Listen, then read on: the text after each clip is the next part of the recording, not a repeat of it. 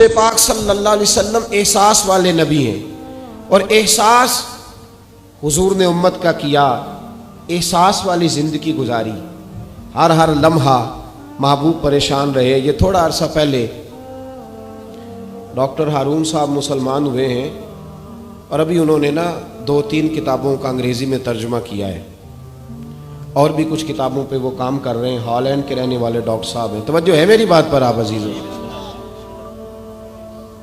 Doctor साहब कहते हैं कि मैंने ये सुना था कि मुसलमान दहशतगर्द हैं, ये बम ब्लास्ट करते हैं।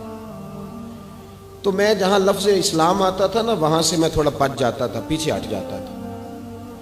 लेकिन मेरे मिजाज के अंदर ये बात शामिल थी कि मेरे अंदर अल्लाह ने बड़ा इंसानियत का जज्बा रखा हुआ था। तो मैं एक तंजीम कायम कर रहा था। मेरा ख्याल था कि एक ऐसी जमात बनाऊँ कि जो पूरी दुनिया के अंदर इस्लाम, तवज्जो है मेरे अजीज़ों की? कहते मेरा ख्याल था ऐसी जमात कायम करूं कि जो पूरी दुनिया में लोगों की खिदमत करे और बग़ैर इम्तियाज़ के करे, इस्लाम वालों की भी और गैर मुस्लिमों की भी। लेकिन मुझे बड़ा धचका रहता था कि मुसलमान सख्त गिर कौम है। मैंने बहुत सारी जमातों का मंशूर और दस्तूर मंगाया और मैंने कहा मैं अपनी जमात का दस्तूर लिखूंगा तो पहले ज़रा सारा मैं मुताला कर लूँ। डॉक्टरों का टेबल होता है, उसके ऊपर ना शीशा लगा होता है, नीचे वो जो चीज़ ज़रूरी होती है वो रख लेते। कहते एक मिस्र के मौलाना साहब आए हुए थे हॉलैंड के दौरे पर, अच्छी अंग्रेज़ी जानते थे, तो किसी वजह से अलील हो गए। मेरे पास वो आए और उन्होंने देखा कि मैं इंसानी हुकूक पर कुछ लिख रहा हूँ, काम कर रहा हूँ। तो वो देख करके मुझे कहने लगे कि डॉक्टर साहब आप कोई तंजीम कायम कर रहे हैं? मैंने कहा हाँ। कि तुमने हल्का सा टच दिया, जोर नहीं दिया, और वैसे भी जो हल्की बात होती है वो ज़रा दिल में जल्दी बैठ जाती है।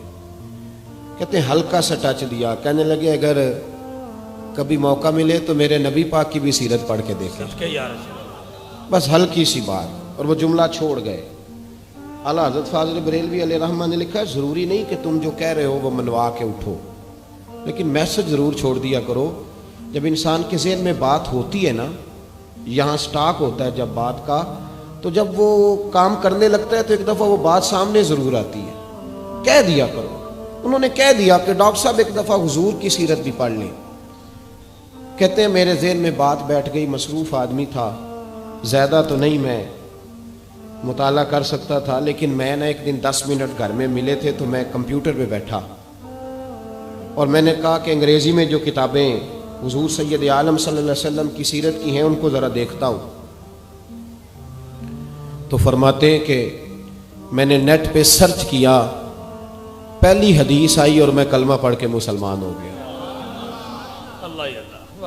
हदीस कहाँ है? सुबुलुल हुदा वर रिशाद में भी है, कंजुल उम्माल में भी है, मुस्नद अहमद में भी है, इब्ने इसहाक में भी है, इब्ने अशाम में भी है, और शायद सीरत की तमाम किताबों में आपको रवायत मिल जाए। नबी पाक सल्लल्लाहु ताला अलैहि वसल्लम की हदीस और रवायत करते हैं हज़रत सलमान फ़ारसी रदी अल्लाह ताला अन्हु, और साथ हैं सैयदना बिलाल हबशी रदी अल्लाह ताला।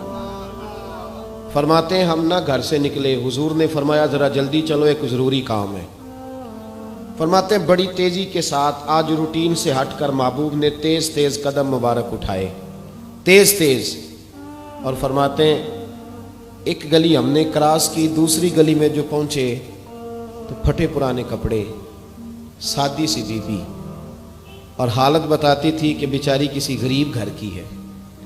वो सड़क पे खड़ी थी और रो रही थी। मेरे करीम रसूल ने फरमाया बिलाल इसे पूछो क्या मसला है, क्यों रोती है? तो हज़रत सलमान अर्ज़ करते हैं मैंने कहा हुजूर मैं पूछ लेता हूँ, आप जाइए, काम बड़ा ज़रूरी है जो निकले, मैं मालूमात करता हूँ।